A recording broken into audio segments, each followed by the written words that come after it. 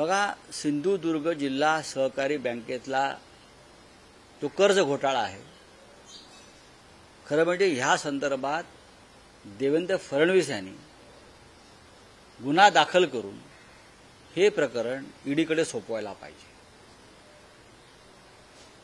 कोकणातली जिल्हा सहकारी बँक, सिंधुदुर्गाची जिल्हा सहकारी बँक लाखो करोडोचं कर्ज ज्या पद्धतीने वितरित केलं आणि बुडवलं गेलेलं आहे, अशा प्रकारचे गुन्हे याआधी देवेंद्र फडणवीस यांनी ईडीकडे सोपवलेले आहेत. लोकांना अटका झालेल्या आहेत. का? तुमच्या पक्षामधले हे लोक तुमचे मंत्री आहेत म्हणून त्यांना एक न्याय आणि इतरांना वेगळा न्याय. राजन तेलींचं पत्र मी वाचलं. राजन तेली यांनी जे मुद्दे उपस्थित केलेले आहेत ते अत्यंत गंभीर आहेत.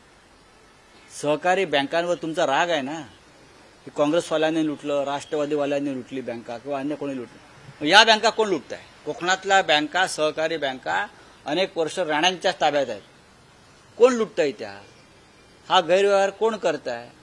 हे काय सीएमला दिसत नाही काय? राजन तेली हे माजी आमदार आहेत माझ्या माहितीप्रमाणे, आणि त्यांनी अधिकृतपणे हे पत्र मुख्यमंत्र्यांना लिहिलेलं आहे. पोलीस महासंचालक रश्मी शुक्ला यांनी हिंमत दाखवावी. त्यांना आता परत एकदा एक्सटेन्शन दिलेलं आहे. म्हणजे कशा करता दिलाय? मग गुन्हेगारांना वाचवण्यासाठी दिलाय. करावं ना त्यांनी. मुख्यमंत्र्यांनी याच्यावरती कारवाई केली पाहिजे. जर त्यांना खरोखर हे राज्य भ्रष्टाचार मुक्त करायचं असेल तर राजन तेलीच्या पत्रावर त्यांनी कारवाई केली पाहिजे. चला, थँक्यू. आप बोलिए.